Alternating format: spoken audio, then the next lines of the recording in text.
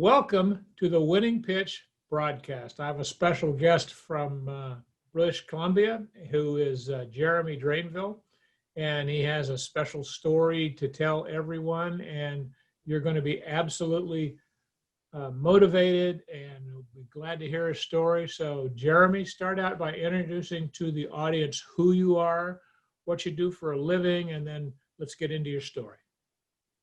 Hi, everybody. My name is Jeremie Drainville. I originally grew up in Quebec province in Canada and migrated to British Columbia 11 years ago.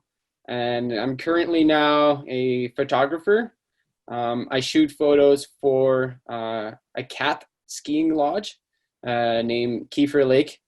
And I also started a project titled Men in Tubs Calendar. And then so last year was my first edition of it. This has been a personal project that grew into something bigger, and I'm doing another one this year. And basically to bring it back to where I really started to become who I am now, I'll go briefly over when in my teens and high school, not much going on. I was 16 till 19. I was basically smoking weed every day and not motivated, nothing going on, and just so bored, absolutely so bored. And eventually moved to Mont-Tremblant, Quebec, which is a ski resort in the likes of Whistler, Canada, which is like a big walking village at the bottom of the hill, restaurants, hotels. And then this is where I'm like, wow, this is actually fun working when people are on vacation. I love this because everyone that would come are tourists on vacation, and they were happily, I was becoming a server bartender. And so I was meeting people from all over the world. And it was I really had to start having more life in me. And then after 3 years, I decided that I'm going to go move to British Columbia because I just wanted to snowboard bigger mountains and better snow, more powder. And then so made the move to the Kootenays, which is a region in Canada. It's probably one of the best places in the world for snow and the size of the mountain and the least amount of people around and the option in the wilderness. Nice little small ski town. And I lived in Rossland, BC, and then I moved to Revelstoke. And then I've been living in Nelson for the last 8 years on and off. And this is where there's probably 15 to 20 cat skiing, heli skiing company are all nestled in the Kootenays. So this is the mecca for anything like backcountry, cat skiing, heli skiing, touring, and all that kind of stuff. Awesome. And then so my love for the outdoors in the winter just been living that in the winter. And then this spring I have been planting trees, which is a really lucrative way to make money and also save time throughout the year. So I could take the winter off and only snowboard. And also, so why don't you explain what planting trees as a money-making source really means? Because I imagine there's a whole bunch of people in the Philippines and South America at this time of the year who have absolutely no idea what you're talking about. Yeah, absolutely. So in Canada, every logging company that gets hired by the mill to cut a piece of land, take the wood out of there. So the mill, by law, they're forced to replenish the ground. Okay. With sampling of trees. They're not very big. I could put 300 trees in my bags and then go and plant them in an hour. And then so depending on the degree of how hard basically is the ground to plant in, the more the tree planter will get paid per tree. So we get paid by production. So therefore the guys and the girls who plant the most trees have the opportunity to make more money. Awesome. And then so I've met some incredible athletes that are planting trees. They say that a tree planter will spend as much energy as a marathon runner would do for a marathon, but we do that every day for work. What time of the year does the planting usually occur? So in Canada, there's on the west coast, like Vancouver Island, because the temperature is so much more mild. Some contract will start in February, March, April. And then the main season, we call it interior season, will start mid-April, and then it goes all the way till the end of June, and that's called spring planting. And then we have summer trees that starts in July, and then some of them goes up till the end of August.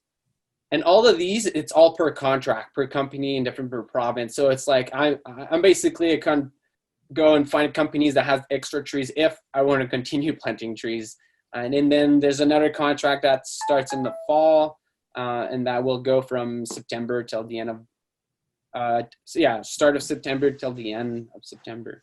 Typically, what kind of trees were you planting? It ranges for so many different types. Like, here in the Kootenays, we plant about 5 to 6 to 7 different species. So we have cedar, spruce, pine, larch, and a bunch of other ones. What's the temperature like in February while you're out planting these trees? Because I used to live up near Fairbanks, Alaska, and that was still winter to me. It was still really cold. I have never planted in February. I've only planted in the fall, like in the spring, in the summer, and the fall. I've never because in February I'm snowboarding, and I that's what I do in the winter. I used to do a lot more, and then so it's very lucrative and give us time. And a lot of people take their winters off to go traveling. Absolutely, a lot of tree planters are traveling all over the world for 6 months, and then they come back. But now for me, it's been 13 seasons of tree planting. I've also been a foreman for the last couple seasons and 2 prior to that. My body is feeling it. And so my shoulder, my knees, and my elbows, my wrists, been getting a lot of injuries, especially last year. And so I've been in transition the last few years with my photography. Basically in March 28th, 2014, when I fractured my left knee snowboarding, my patella. This is where the shift happened for me, and who I became from there. A lot of people would say that this could be the worst thing that ever happened to me, like breaking my leg, and I've been forced to sit down for 2-3 months, and because of that, I couldn't go and do my tree planting season, which was that I could make like $20,000 in like 3 months, right? And that was a lot of money for me throughout that time, and I couldn't do that. And then so I'm starting to really ask myself some different questions, because I was sitting in my bed, and then the first one that came is, I'm physically incapable of earning money. What am I going to do now? Good question. How did you answer it? Because all the jobs that I've ever had required me to be physically active. And then so I was like, well, I don't know the answer, but I'm going to have to figure it out, because right now this is not enjoyable. And so basically I just wanted to learn how to utilize my brain and start knowing who I am as a person. Because if I start understanding how I operate, then I can start making better decisions for myself. Okay, so what'd you come up with? So the next year, since I've never been able to have a summer off and whatsoever, because I've always been working, and since I was disabled for a period of time, I decided to volunteer to 4 different music festivals in British Columbia. And then what were you doing?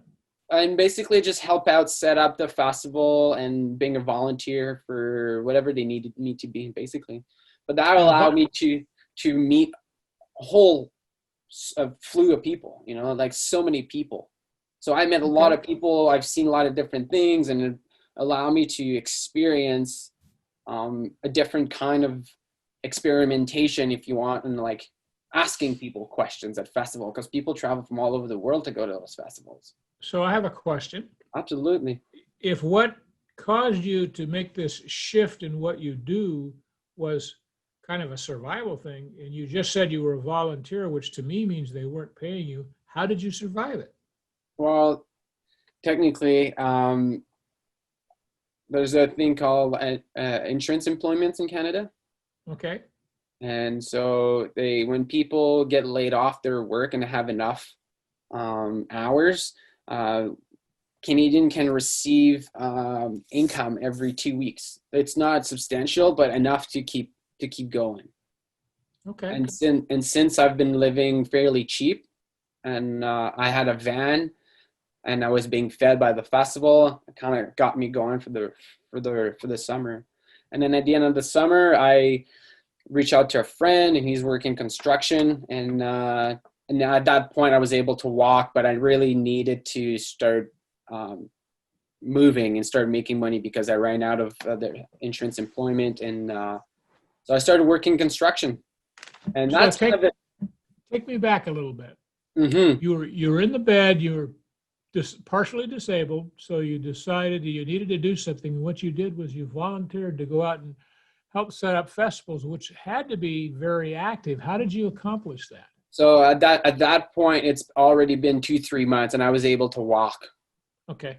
Right. It's not, I was completely disabled. And then, so I was able to move around, but, light duty, just like handing out tickets or serving or.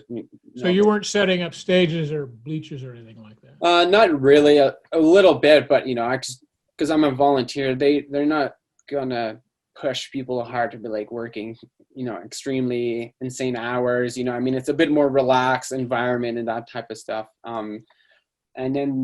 So that was just a little part of what was coming up for me. And so starting working with my friend on timber framing was kind of a interesting key point looking back on what happened with me afterwards. So I worked construction for the rest of the fall, and in the winter I just went in pretty big depression at that point. Didn't really have much work. I was working only on the weekends, and wasn't snowboarding. It was the worst winter in the last 20 years. There was basically ice everywhere. So no one was really skiing or snowboarding, and it was terrible out there. And then, so that's starting to change a lot for me. And after this winter, I went back tree planting to make some money. So now we're at about 2015, 16? 2015. And I'm going back tree planting to make a chunk of money to help myself, and then get physically back in shape and help my knee be a lot stronger. So every day going, and when I'm saying tree planting, maybe you're thinking about a flat land that looks like a farmer's field, but that's absolutely not the case. No. I've been in mountainous country. I know exactly what you're talking about. It's like this all the time. It's like it's on a steep hill going up and down with heavy bags. And then so it allow me to get physically back in shape with my body. And then to continue my summer of work, I went back working with my friend. And interestingly enough, I end up on the work site to build Kiefer Lake Lodge, which is the cat skiing lodge that I actually work at right now, shooting. Awesome. Right? So that was the first time I've learned about this project being built. And it's like a beautiful lodge. It's like a $6 million lodge and brand new cat skiing operation. And you're going to send us some photos of those, right? Oh, I want to see it. Absolutely. Make sure that when we're done, you send the photos, and make sure that you send the website. I'd like to see the place. Absolutely. You'll be amazed. Jeff, the general manager, did an unbelievable job of being the general manager for the bill and running the actual operation right now. And it's completely off grid. So we have a micro hydro system and generators, solar power to help. How do the guests get to the lodge? It's one of the few lodge where we can actually drive to it. Really? And a lot of the lodges is to fly in, so people would fly in a helicopter to get to. And it's a bit annoying because there's require more, like you can't bring as much stuff that you like to bring, and you have to pack it in a bag in a certain way, and everything is calculated, and there's a lot of waiting around. So the beautiful part about this is people can roll into the lodge, we set them up in their room, have a drinks at the bar, and then the next day we'll go cat skiing. But that's what it is now. But at the time I was building the lodge, and this is when I really started to tap into more of a personal development type of Okay. thing for myself, to start learning about who I am and helping myself out. And How did you do also, that? I'm starting listening to podcasts. Okay. Can you And then tell me some of the people that you were listening to? the biggest influence at the time was Joe Rogan, Okay. because he was speaking to interesting people, and not only that, he was having conversations. So he was curious about whatever the other person was sitting in front of him or that was talking about. And oftentimes I kept hearing about ayahuasca. And I mentioned to you last time we talked, and you had no idea what it is. And so I was like, what is that? Like, I've never heard that term before. And so it got me interested. And he's been talking to a lot of guys in the MMA, UFC, that after their career, they started going down to South America and do ayahuasca retreat. So basically, ayahuasca. Spell it for the listeners so they make sure that they understand what you're saying. Absolutely. So ayahuasca is AYAHUASK,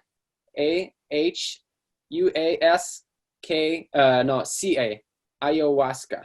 I think I got it right. Anyway, Okay. it's along those lines. I'm sure if you type it in, you'll be able to find out. And basically, ayahuasca is a plant medicine from South America that help people deal with internal belief system and help them connect them with themselves. And it's a psychoactive plant ingredient. Well, it's a brew, basically. It's a mix of certain plant that allows the ayahuasca to be active. And then so the main ingredient of the ayahuasca is DMT. Okay, and DMT, we actually produces it in our body from the pineal gland, but our body breaks it down before it actually gets to work on us, unless they say then when we die, because it doesn't get broken down, this is when we start the connection from the spiritual world. So when we die, our spirit would be going to the spiritual world because of the DMT release in our body. Okay. So it's very interesting, and so it caught my attention. And so that whole year of like where I've been depressed, and then the winter, and then I went back tree planting again. And then, no, that's not true. So after building the lodge, I decided I'm going to embark on a journey to go to Peru and do a full transformational retreat. Okay. Over there. And so I had a friend who just actually came back from Peru that summer, and she talked to me about a place that she went to called Tierra Mítica. And then so I logged on and went and checked out their website, and then they had a 6-day retreat at the end of January. And so now we're in 2017 or 2008? Yeah. I always have a hard time remembering my years because I do so many different things that it just feels like I'm more in like seasons. Okay. And then, I lined up all my flights, and after the New Year's, went down to Ecuador for a week, 10 days, and then migrated south to Peru to the ayahuasca retreat. And they had a 5-day event where they invited 18 different artists from all over the world to come paint the story of grandmother ayahuasca at their retreat center. Okay. So, and it's like this big mural in a circle, and it's beautiful. So I was there for 5 days. And I think it was day 3 or day 4. The shaman got a meeting with everybody. I was there just as an attendee and a volunteer, basically. And then so he gathered everybody, and things got out of hand, and I got triggered. I got triggered immensely, to the point where I'm like, these people are crazy. I'm getting out of here. I packed my bags, and I was about to walk down this 26-kilometer road, which in miles would be not exactly sure, but maybe like 12 or 13 or 14 miles. Yeah, you just multiply it by 5/8, and you'll get real close to the number. 5/8, eh? Yeah. Not 2.3 or something like that. No. And then so I was ready to walk down this road because I was like, these people are crazy. I don't need them in my life. And then as I walked by the building where they were having the people, the energy was a lot more calm, and there was no more yelling, and people were actually having a conversation. So I was like, whoa, whoa, whoa, what's going on here? So I sat by the building, and this is when I start looking inwards, and I was like, I traveled all the way to Peru to figure out my shit. I'm at the place where these guys are going to help me out, and I'm about to walk down this road to where? And then this is the key moment in my life when I ask myself, when am I going to stop running away from my problems and face them? Good ask. Great question. Right. So tell me about what went through your mind and what decisions you made and how it worked out. Yeah. So at that point, I was just like, I need to start figuring out what's happening with me inside of me.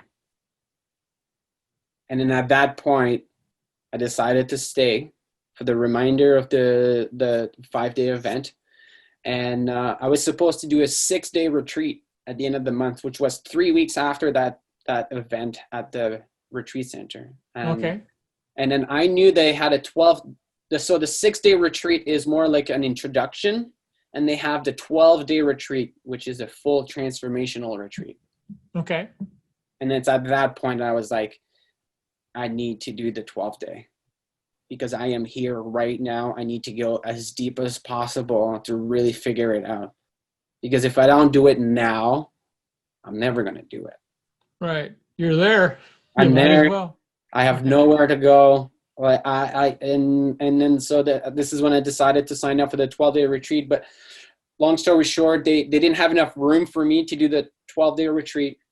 So they told me to come back for the 6th day at the end of the month, which I did. I came back, and when I showed up, where did you go when you left? Because now you're still in the middle of Peru. Well, Tom, what would you do for 3 weeks, for 2 weeks in Peru? I just went and traveled all over the country. Okay. It was a beautiful, amazing seeing like the mountains and the One of my sons went to Peru a year and a half ago because he always wanted to do that hike up to the Machu Picchu.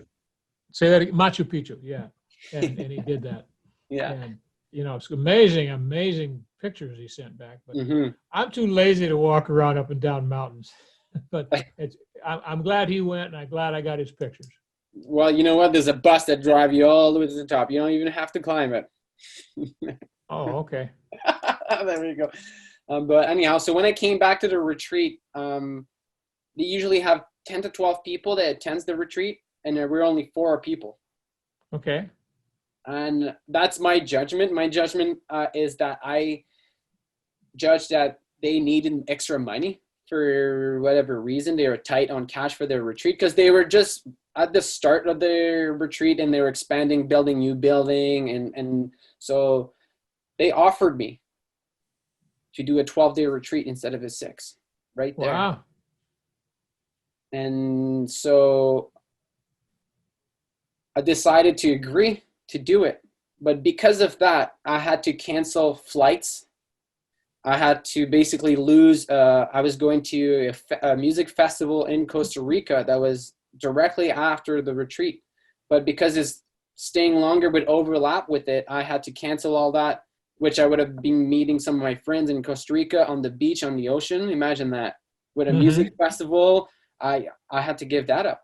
I had to give something up in order to change something. I'm sure Grant Cardone says that all the time. If you want to change, the first thing you got to do is give something up. I was just about to bring that up. Yeah, absolutely. And then so I decided to give that up, stay longer, pay an extra $1,200, and really get down to really what was going on with me. And best decision I've ever done in my life. And for the 12-day, like taking the ayahuasca in the evening with ceremonies is like very, very difficult. And every time I would drink the ayahuasca, it would be for a period of 5 to 6 hours. I would be laying down and not moving. And basically starting a conversation with the grandmother ayahuasca, with the shaman recommendation of asking her certain questions and trying to basically digging in my subconscious. Okay. I had extremely hard time doing that. I would get so high, and different planet things would be flying everywhere because it's a psychoactive ingredient in ayahuasca, and DMT is one of the most potent psychoactive ingredient on the planet. And so I was struggling a lot, and each night I would puke so much afterwards, and it's like absolutely disgusting. I can just only think about drinking a little cup of that thing, and my body just wants to like start convulsing and throwing up just thinking about it.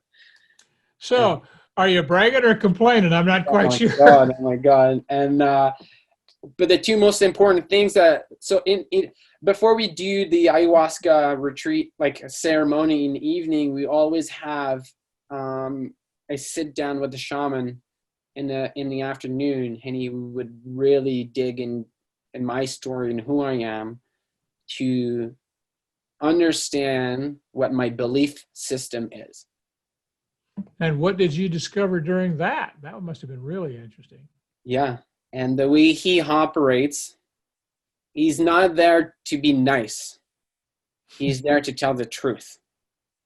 And a lot of times the truth will trigger people, and myself, this is what he does to people. He make them angry. He make them mad. He make them want to swear and beat him up because he's hitting things inside of us that no one ever brought up because they were afraid of our reaction. And so the biggest question he asked me is, after speaking with me about my past, my family, and that kind of stuff at that time, he turned at me and looked me dead in the eyes. He's like, "Is your dad a loser?" And I just wanted to tell him, to F off. And that's not true because I love my dad, but I couldn't say anything. I was blocked. I wanted to say it, but deep down I was like, oh my God. I totally believe that my dad's a loser. I've never admitted that to myself. Therefore, I never looked into it because this is the paradox. This is the paradox. I love my dad. He provides for my family. I've never missed anything. But on the other side, I think my dad's a loser because he's never been follow his dream. He works a job that he likes, but it's not the job that he'd been wanting to do in his whole life. So what kind of job did he want to do? My dad grew up on the farm. He wanted to have a farm and continue that. My dad hasn't been working on a farm for over 30 years now. But at that point, I realized that I think that my dad's a loser. And ultimately, I believe that I am a loser. Okay. So because that can be devastating. Yeah, absolutely. But because that I know about this belief now, and this is what the shaman, his name is Mikis, and what he says is, if I am wrong, please tell me, because if I am wrong, I can change it. A victim, it's not their fault, it's someone else's fault, it's society's fault, it's the government's fault. They're never actually claiming their part of responsibility. Therefore, they cannot change anything because it's beyond them. Right. So at that point, I was always been a victim of my circumstances and never took action and responsibility of what was happening in my life until I made that decision to not run away from my problems anymore. And then the second thing I learned at that retreat is, for me, is to go towards my fears and resistance, because it means something to me. So give me an example of what you just said. Absolutely. So Tom, for you, if I'm talking to you about Walt Disney, what's coming up for you? Being really cold, because I went to Disneyland right after it was really first built, and it was February in Southern California, and it was cold. Yeah. And I was really short, and I walked walked under the ride thing, so I couldn't get on the rides by myself. That's what was what I hate Disneyland. I just have to tell you, and that's probably why. Yeah, but so you don't really care about it. So there's not much emotion coming up for you right now.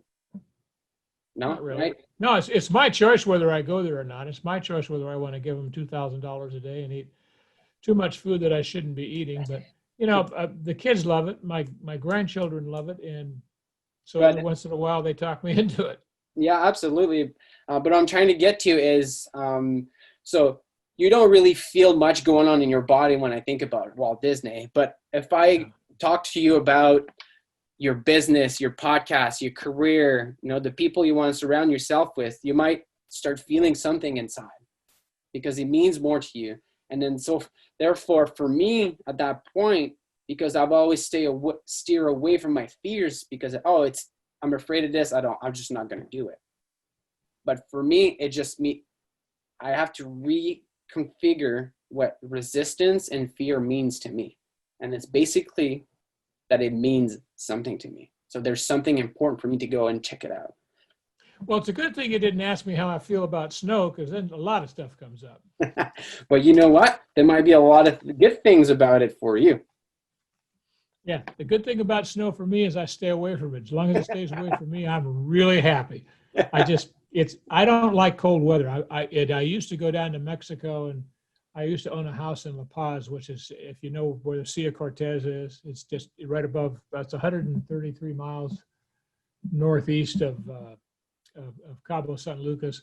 I like the warm weather. I like it when the 118, 120 degree days. I like being close to the ocean. I like the fact that the water temperature in the ocean is always 88, 89 degrees, because I don't like cold water either. Yeah. So all I can think of when I think of snow is being cold. And I get cold real easily. And my normal body temperature is like 96.8, not 98.6.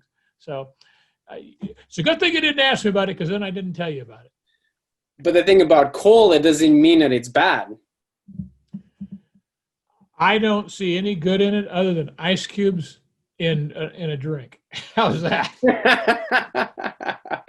But it doesn't mean that cold is actually bad. It's just the meaning that we attach to it. Yeah, right? yeah. Absolutely. I 1,000,000,000% agree with you. I just don't like it. Yeah. So, yeah, absolutely. I get real ridgy when I think about being cold. Just on a tangent here, last winter, I've been going in the lake in Nelson every day for at least 30 seconds to a minute. And the water temperature is probably what, 48, 42, something? I wouldn't be able to tell you in American numbers, but yeah, it's definitely cold. It's in the middle of the winter. There's snow everywhere, Yeah. Okay. So you use centigrade, right, instead of Fahrenheit? Degrees. Yeah. Okay. Yeah. So when I came back from the ayahuasca retreat back to Canada, okay, I was faced again with another crucial moment in my life. Basically, at this point, I came back to Canada with no job, no home, no place to live, no car, and no more money because I spent it on booking new flights and get the money back from the old flights, canceling all the storage stuff, all the little bit of money I had left when I was supposed to come to Canada. I was actually at zero and minus. Okay. So this is when I asked myself, based on what I learned at the ayahuasca retreat, is what am I the most afraid to do with my life right now? And then what'd you decide? And then I didn't decide it because I already knew the answer. Okay. It took me 10 seconds to figure it out because that little voice inside of me, I've always wanted to do this, but I've always shut down because of whatever reason I was giving it. Came back to, I want to go back to school. No, I'm afraid to go back to school to become a photographer. And this is when So of course that's what you did, right? Yeah. So this is when Grant always says, move towards your fears. It's calling. Exactly. So at that point, I stopped thinking and I started acting. Went online, found a school, started applying for it. And then so I came back in February, and then in October, I started school. Well done. Yeah, absolutely. And how long did you go to school?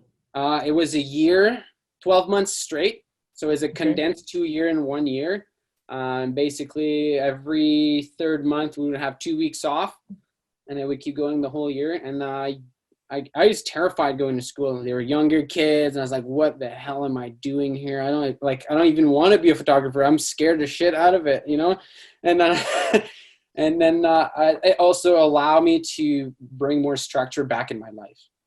Okay. Because over the years of snowboarding and partying, I never used an agenda. I don't use watches.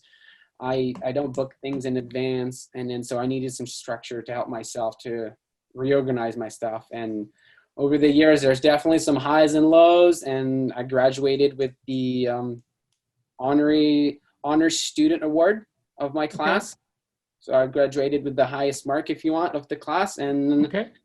and right after that, I talked with Jeff, the owner of Kiefer Lake Cat Skiing Lodge, where they just finished building the lodge the winter prior to it. And he was looking to have some audition for new photographers. So it came back full circle where I went to the cat skiing lodge I actually built myself, part of the Okay. framing crew. And Well done. you know, it's and I can never done that if I never broke my leg that summer, right? You know, you got to look for the good in everything. It's like I Absolutely. looked for the good in this whole government lockdown of things that it forced me to think about doing and forced me to do that, hey, that does work. Or I would have never tried it if it hadn't been for that. I still hate it, but I'm willing to do something. And I admit that I've gotten some positive benefits out of it. So it's just, it's a mindset more than anything else. Absolutely. One of the things that I say about this lockdown is it's easier to get in contact with people right now. Because you know where they're at. They're all home. Everybody's in front of their computer, in front of their phone. And so we can connect with people in a different way, or actually like reach out to people that are in higher status, you know, reach up to the people that we don't even know and have a conversation that would like grab a piece of information that we actually shift some stuff in ourselves, you know? Yep. And I'm like so happy and glad and thankful that we get to do this. We absolutely do not know each other, and this is like very interesting. It's the first time I'm doing a podcast like this, and it's been a great experience so far. So take me through how you got connected to Grant Cardone. Oh, absolutely, absolutely. So so after school and started to work with Kiefer Lake, I went back tree planting, but I was like, I can't stop learning now. I'm just starting. So I on Instagram, I started to follow guys like Gary V and Tony Robbins and Kerwin Ray, and I was just feeding myself with this personal development content that these guys were delivering. And so I'm starting to open my mind more about what's possible out there, what kind of retreat or what kind of like seminar I can go to, because I've never done any of that.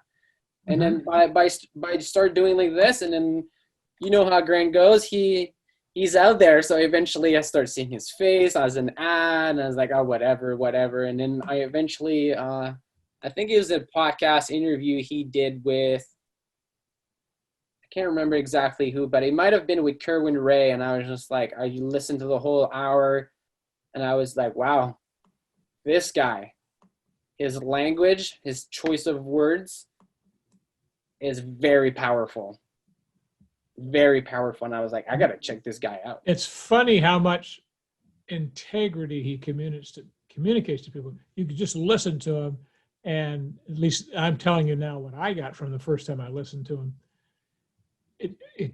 I trust him. I believe that he believes what he's doing. I don't think there's an evil cell in his body. And when he communicates, I listen to him. And he communicates much the way the shaman did to you. Absolutely. I was just right about to say something like that. right in your face. He's constantly doing corrections. Why are you doing that? He's asking you questions. He's not accusing you of things. He's asking you questions. And I operate, when I deal with my employees, I tell them this. I know you know the answer to everything. I'm just going to keep asking you questions until you look in your mind and you remember what the answer is. And it's a little strange to some people, but you know, it's just, I kind of figured out a long time ago that it was better to operate from the viewpoint of training people to use their own knowingness to do things, because then it's their own, they own it. And, I probably said own too many times in that sentence, but it's just, being connected to Grant has been one of the best things I ever did. And it sounds like you pretty much feel the same way. Yeah, absolutely. And then, so I've been like, not necessarily, listening to too many of them, but I definitely had my favorites, but I kept going back and forth to all those guys and picking up little pieces here and there until one day I listened to a podcast with Grant, or a short clip where he said, it's like, this is all great listening to all these guys or mentors and all that kind of stuff, but don't dilute the product by going wide. He's right. Like, I don't care if you pick me or someone else, but pick one or two guys or gal and then go deep, because there's way more learning than going deep with one person than going everywhere a little bit, even though. Yeah, because what happens is you're going to get, if you, let's say you're listening to four guys and they all have different points of view.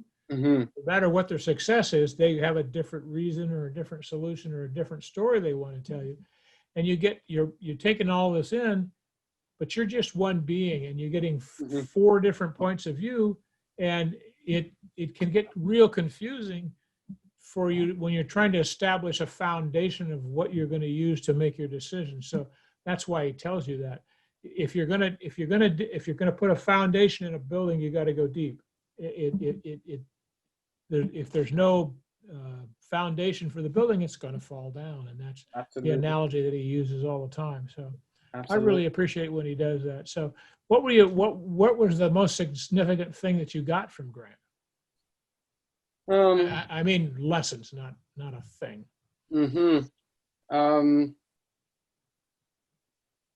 He's consistent. His message doesn't change, right? And I can't remember who was talking with him, but he says, like, Grant, for all the great qualities you have, I cannot say you're consistent. Being consistent is not valued as a great quality sometimes for a lot of people. Your message is the same no matter what, but that's what makes someone great, is the consistency on what they're capable of doing every day. And so really enjoy his consistency and his will of thinking big, like obviously the 10X movement, and there you go. Well done. And then, so when I decided I'm going to go deeper with this guy, I literally just learned about him like a week prior. And then I booked my ticket to the GrowthCon last winter. And then so you were there in Vegas. Yeah, I was there in Vegas last February, and so my wife and I were there too. Amazing, yeah. I've been to every one of them. That's awesome. Yeah, and then I was just like, this is my new music festival scene now, is like going to those events where I can actually start connecting with people that want more in life and people that are actually making moves. Awesome. Yeah, so what changes have, let's see, let's go back a little bit. You went to Peru, you came home, you realized that you had no money, no future, no life, and you made a decision to become the photographer that you always were inside. How is that decision working out for you? It's been incredible. From the point during school where I was learning about photography, but internally I was like, I was keep saying to myself, I'm not a photographer. Because I show up there, I knew nothing about photography. I did not know anything. I know how to hit the button, and that was it, right? Me too. I still have that level of knowledge. So as the year progressed through the whole year, eventually I was like, maybe I could be a photographer. The internal language started to change, and eventually I was like, I could totally be a photographer.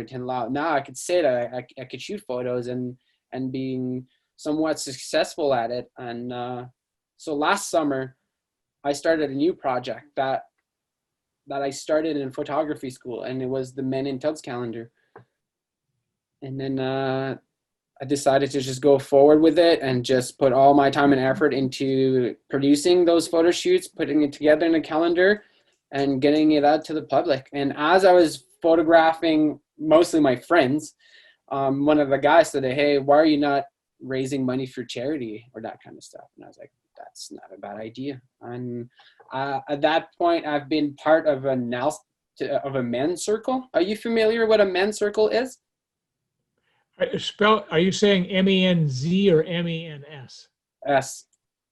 No. A men's circle.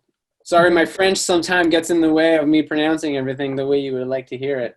No, I can hear it any way you want to dish it out. I just may not understand it. Yeah, absolutely.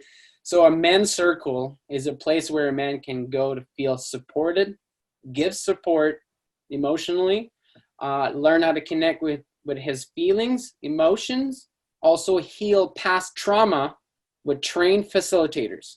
Okay. So I've been part of another really interesting part about the men's circle is there was a guy named Nate Fisk who also lived in Nelson, BC, which I've never met in my life. He went to the same ayahuasca retreat that I went to, but after I was there.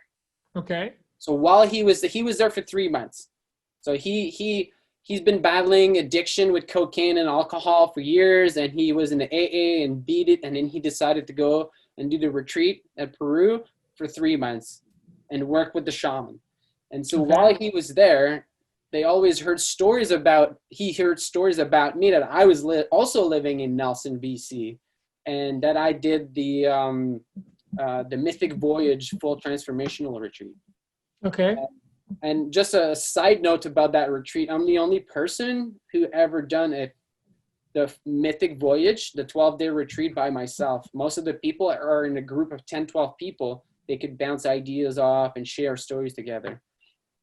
Just because of the fact that when I showed up, there's only 4 people, and I'm the only one who actually ended up doing it. It's just of circumstances, but I needed it. Well, you certainly got all the attention, though, didn't you? Yeah, attention to myself. And then, so he actually found me in the middle of the night on a dance floor at a music festival. He looked to my left and he's like, "Are you Jeremie?" I'm like, "Who the hell are you?" I have no idea. And we're like in a crowd in the middle of the night, and he recognizes me, but never met me. And then he's been one of the facilitator at the men's circle. So he invited me to come. And this is for the first time in my life I showed up, and I was like, wow, and it's a weekly meeting, and it's a place to be able to be vulnerable. Yep. And I don't know if you heard Brené Brown. Have you ever heard of her? I have not. So Brené Brown she studies shame and vulnerability. Okay. And very powerful work that she does. If you could ever have her on your podcast, you're going to be ringing the bell for victory. She's absolutely unbelievable, and she says that vulnerability is not weakness, but it's. Are you connected to her? No, absolutely not. She's a big shot. Oh, no, wait a minute. You kind of said that as if you're I not. know. You caught me. You definitely caught me there. I'm going to call you out, brother. I love it. That's a bad opinion of yourself. Thank you for pointing that out. And then so I started to do personal work at the men's circle, and I decided to raise some money for the Nelson men's circle with the calendar. And I put up an event in December where I had 4 speakers. I also had a slideshow of all the outtakes from all the photo shoots from all the men in tubs. Oh, man, I bet that was awesome. It was so funny. Everyone is laughing their asses out. And but the bigger point for that show for me is that I was about to speak on stage about something that I held a silence for 10 years until I went to the men's circle. And basically, can you share that? Yeah, and I'll share it with you. And so I on stage I share about when I was 19, I got herpes. The second time I've ever had sex with a girl. And then so for 10 years, I held the secret, the silence, and also the shame and the guilt that came with it for myself. So my self-confidence was very low. I've never dated a girl more than like 3 months for like a whole period of time because I was so afraid to actually say it to someone. Got it.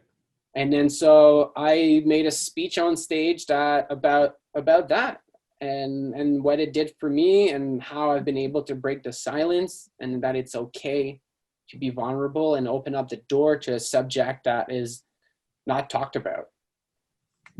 Absolutely. So how did making that speech change your life?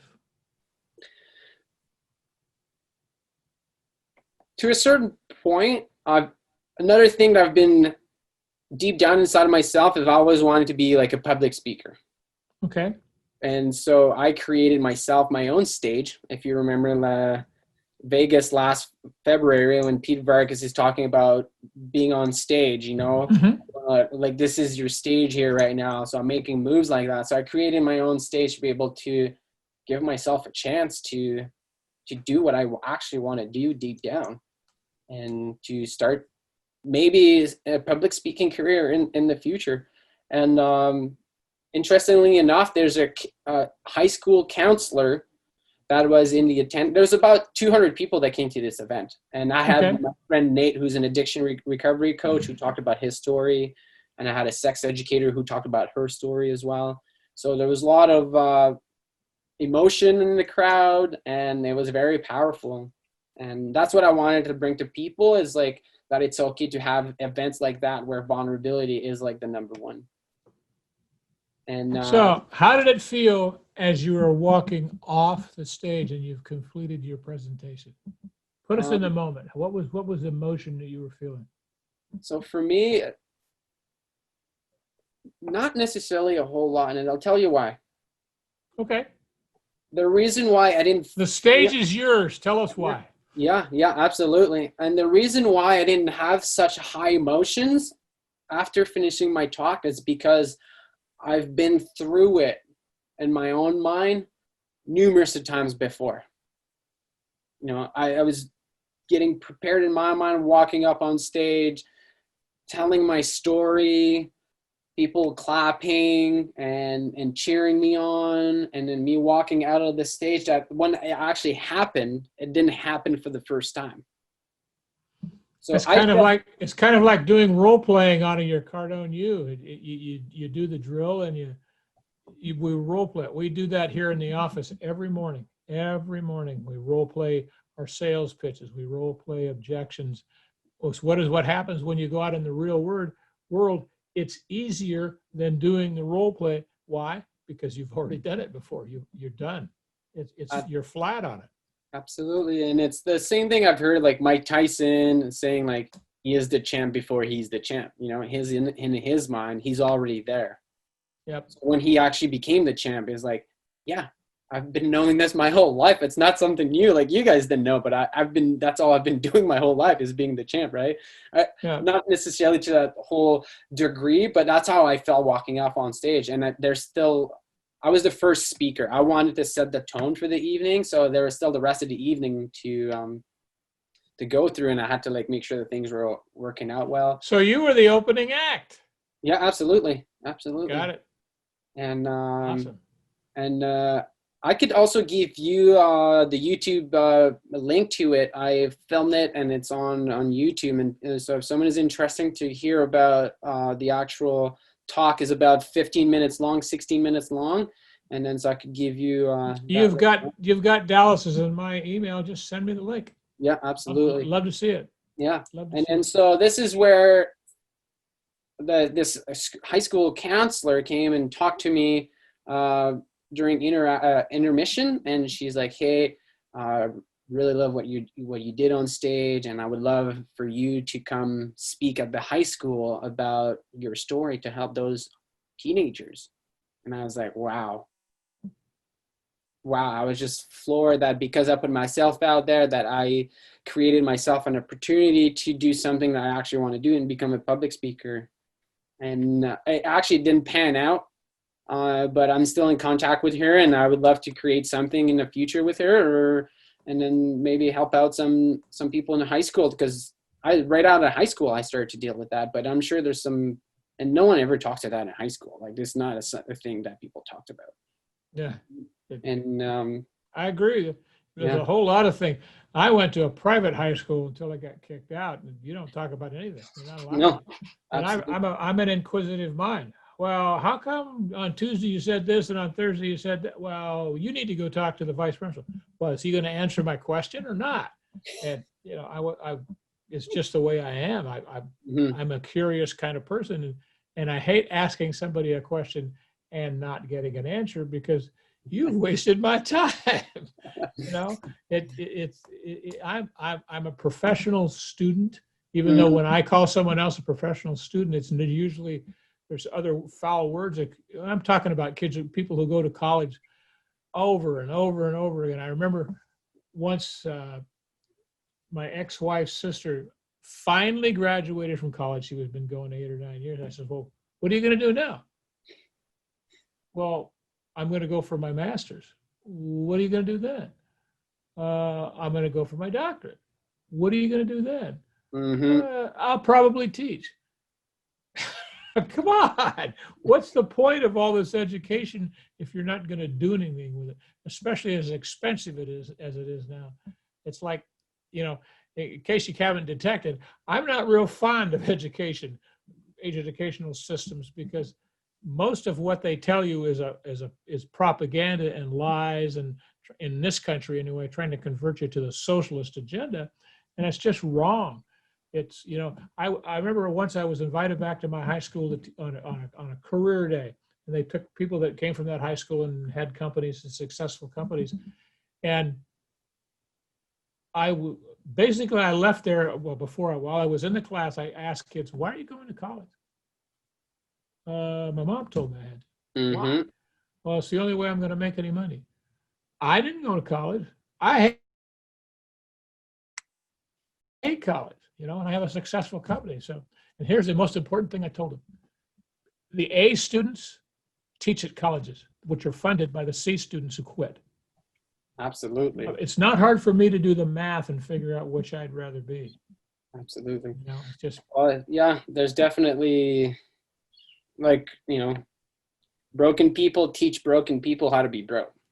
Yep, and that's all that they know how to do. And it's not their fault. It's just the way it is. It's just the way it is, and that's the.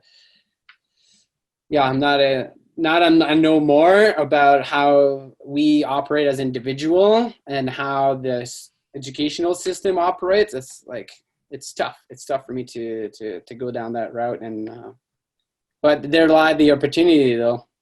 There lies the opportunity, and so where I'm at now in my photography and like my personal development, I want to merge the both of them together. I'm trying to figure out a way to merge photography and personal retreat, personal development. And one thing I realized as well is I started a new project called the Friends Profile Project, which basically I've been wanting to do this with my friend on, especially on Facebook, that nowadays, my friends, they don't really change their photos on their profile on Facebook and all that kind of stuff. It's not something that we do. We change them every 3, 4, 5, 6 years. Sometimes people 10 years, right? And some of my friends never had the opportunity to have a professional photo shoot to start with, and that in itself is an experience that might make them feel uncomfortable, right, with their confidence, their self-image, and a whole lot of other things. And then so that comes into what I learned about going towards my fears and my resistance by creating a photo shoot for friends that are close to mine and give them an opportunity to have a really beautiful photo of themselves that's going to be there for a long time, and remind them about the experience that they had for the photo shoot and the little step they had to go towards being uncomfortable and what the end result is from that. And I'm sure all the love they're going to receive on their new profile photo from all the other friends. It's a very interesting thing. So I'm doing this for me, first, and to also it's a way for me to give back, because that's what I do now. I shoot photos, so might as well shoot more photos, because that's what I love to do. And well, I can see that you're finally passionately connected to what you're doing, and you're less likely to break your other leg taking pictures than you were on the snowboarding. Just take it from an old man. I think you are, unless you get up on ladders a lot. Well, I'll get up on anything to get the photo, Tom. That's the thing. And I still shoot photos while snowboarding now, because when I work at the, do you know what a cat ski operation is? I do not. So a cat skiing is, those big machines that grooms the ski runs? They have big tracks. Vaguely. I remember that I warned you that I don't go anywhere near snow, and what they used to call me, well, I was a chichaco, which is I think it's an Eskimo word for people from the lower 48. Yeah. It probably isn't a very nice word, but, I just, I like hot weather. Yeah, absolutely. So there's like a big machine with tracks on, with a big blade in the front that we can sit about 14 guests in the big box in the back with. And then so I go with them as a photographer, and I go down the backcountry in powder, and I photograph the guests skiing down and snowboarding down. Okay. So now, I lied when I said it wasn't dangerous. You like the dangerous life. It's something that makes my heart go a little, I love it. Like when I used to snowboard, I used to love just going off cliffs, 10, 15, 20, foot cliffs. I love to do that every day. It's just something that gets me going in the morning. And awesome. Then, so basically merging photography with snowboarding and getting paid, that's one thing now.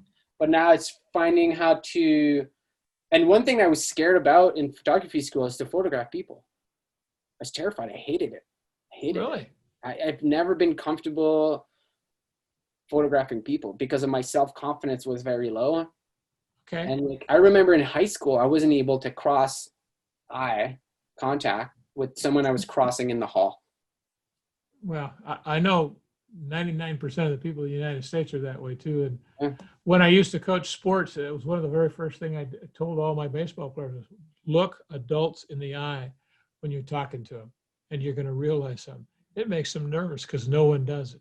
And, you can control the communication by just keeping the eye contact with them. So those are skills that are teachable and learnable, right? And one of the first assignments I got in photo school was to go photograph 20 strangers. And I was just dreaded it. I waited till the last minute to do it, and I didn't want to do it. And I was like, I have to do this. So I went out to the park, and I literally walk up to people. It's like, hey, I'm a photography student, and I have an assignment to photograph 20 strangers. Can I take your photograph?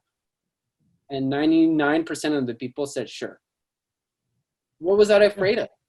Things that I created and then never actually went out. And it was an amazing day, I got to tell you. So basically started asking these people, and there's a cute girl that walked by, asked her, photographed her. And I was like, what are you doing right now? She's like, oh, I'm just walking. Like, do you want to walk with me? And then so we started walking together. Now it was easier because I had someone walking with me to photograph someone else. And by the end of it, we were a group of 4 strangers walking together and just talking and enjoying. And then it lasted like 15, 20 minutes. And then we went all our own ways. But it was sort of magical because I put myself out there, and I. Well done. Yeah, absolutely. Yeah. Absolutely. So if you could tell one thing to yourself when you were graduating from high school, what would you go back and tell yourself?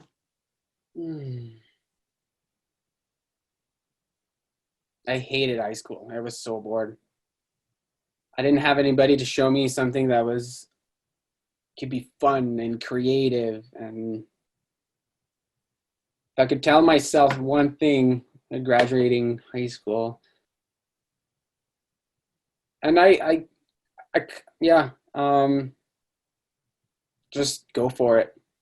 Whatever's going on inside that's tickling me, instead of shutting that little voice, because there's meaning to me to get there, or there's an experience to have for me, just go and do it. Like, not go away from fear, but go towards it.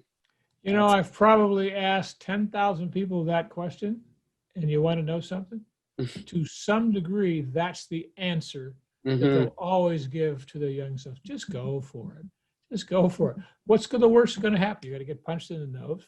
You know, it heals. It might be a little crooked, but it heals, and you survive it. I remember that I was probably in my mid-20s, 26 something or so, and I had never been in a physical fight. And I was working in a store, and a guy was mad at me about something, and he walked up to me and punched me in the face. Oh my God. Shocked. I was shocked.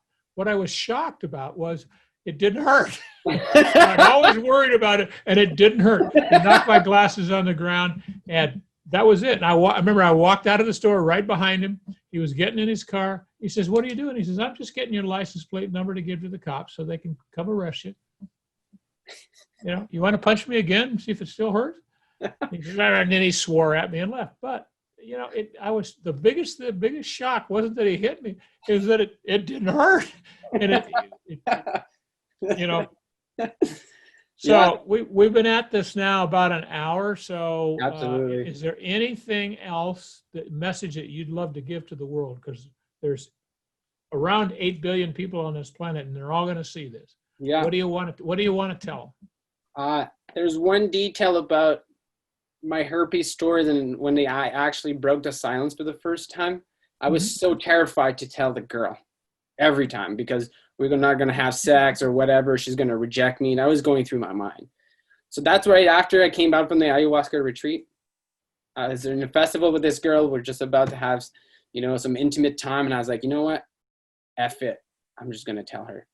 So I turned to her and I said, "Hey, I have herpes." And she's like, "Me too." And I was like, I stopped. I was just like, I couldn't even think. I was like, I've been terrified for 10 years of the answer, the rejection that someone's going to give me because of that. And the first thing that she said, she's actually excited about it. And because of that, she wants me even more. I just can't even think anymore. You know what I mean? It just blew me away. So yeah, just go for it. What you want to tell everybody just about when they're about to have sex is tell the girl you have herpes, because you got to go for it, right? Exactly. Well, I had to be true to myself. I had to be true to myself. And that's what I went for. I went for being true to myself. Okay. Thank you very much for being a great guest on the Winning Pitch broadcast. And please stay in touch with us. I want to see the pictures of the lodge, and let me know how your projects are going, and just keep in communication with both Dallas and I. And the next time you do something great, which should be by the weekend, call me and let me know how it's going. And we were on a Cardone call together. What was it? The boot camp Q&A 2 weeks ago. And okay. Yeah. Well, I'll send you some calendars. Okay. I'll send you a calendar. And I'm also inviting you if you want to be part of the next calendar. I'm up for anything, especially in bathtubs. We'll just put warm water. Look at Dallas. She's laughing. She says, "You don't know what you just asked this guy." You asked if he wanted to be president. So anyway, Jeremie, thanks a lot for being such a willing guest to talk about portions of your life that are not necessarily easy, but that's what our listeners need to hear. And let's do it again sometime. Absolutely, Tom. And thank you for hosting. Thank you for putting yourself out there and creating a stage where you get to share your knowledge and your wisdom with strangers and some people you know. Thank you again. All right. So we'll see you next time. That's the end of this broad podcast.